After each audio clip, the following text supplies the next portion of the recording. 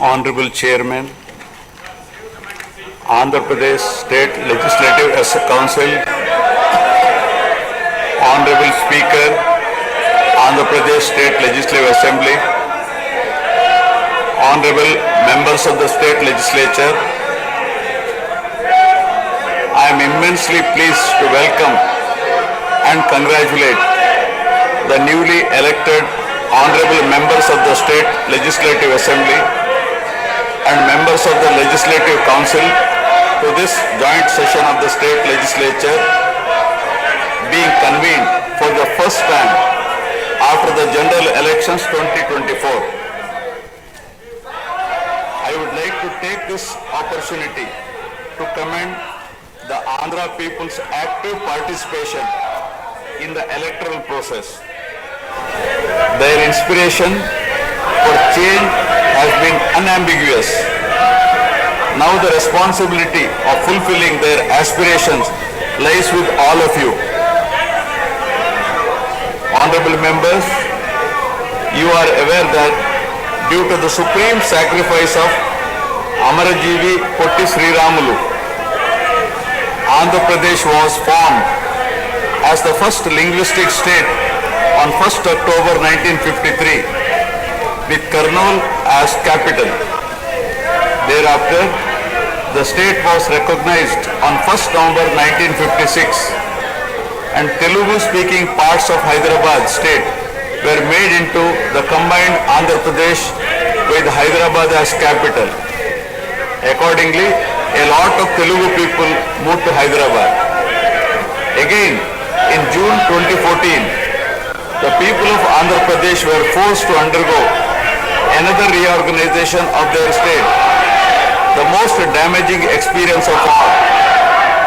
The united Andhra Pradesh was bifurcated unscientifically, undemocratically, and without adequate consultation with the stakeholders. This has left an indelible mark on the minds of the people of the residual state of Andhra Pradesh. The turbulence caused due to multiple state reorganizations and the resultant disruptions have deprived Andhra people of a sustained long period development and progress. Today we stand at a juncture where the people have to again take up the task of rebuilding their state. As time has progressed, it has become evident that the Andhra Pradesh Reorganization Act 2014 does not compensate enough the residual Andhra Pradesh for the loss of prosperity and development opportunities. The state bifurcation has imposed an unprecedented strain on the economy of the state. There are patent inconsistencies in distribution of assets and liabilities, with 58.32% of combined state population. The unscientific bifurcation caused the state to inherit only 46% of the resources, financial loss on account of loss of Hyderabad city, disproportionate debt burden, loss of access to public institutions, loss of national institutions, Government of India PSUs, and institutions of higher learning, etc.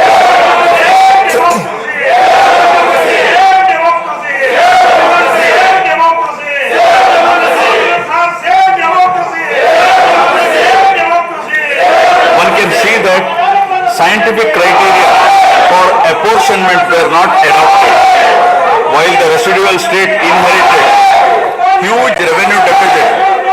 Debt was shared on population basis, assets on location basis, power sharing on consumption basis, and worst of all, educational institutions with no basis. All these factors led to the structural change in economy with reduction of service sectors from 51% to 44%. The per capita income too fell from 1,06,176 for the combined state to rupees 93,121 for AP.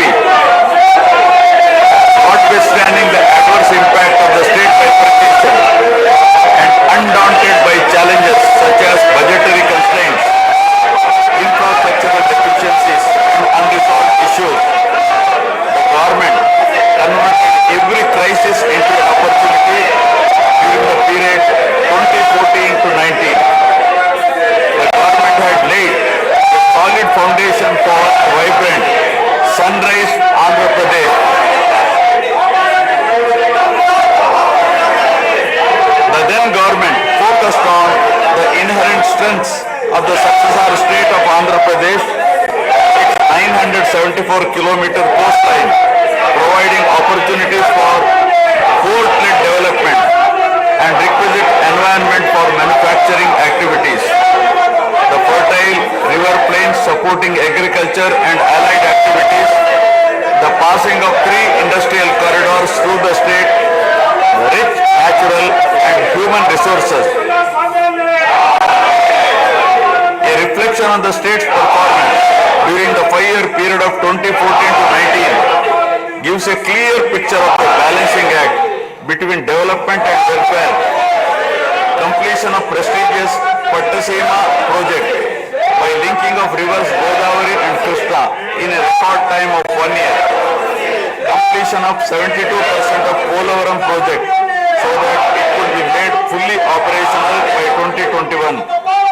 Prioritization of other irrigation projects, drought proofing measures, real-time governance, development of Amaravati region through land pooling, construction of new secretariat and legislature building are a few examples worthy of mention. All the milestones achieved during 2014 to 19 were possible because of the visionary leadership of Sri Nara Chandrababu Naidu, the Honorable Chief Minister of Andhra Pradesh. In this regime, the state attracted marquee FDIs like Kia Motors, emerging as #1 state continuously in ease of doing business rankings. Under his able leadership, the state attracted several investments in various sectors. The government initiated development of Kakinada SEZ Port, Bhavanapadu and Ramayapatnam ports, expanded airports and increased the state road network. The development of infrastructure was balanced with welfare measures such as increase in old age pension, farm loan waiver, scholarships to students, construction of houses, etc. These development and welfare measures led to compound annual growth of 13.5% between 2014 to 19. While the state was set to take off on the path of high growth, the change of regime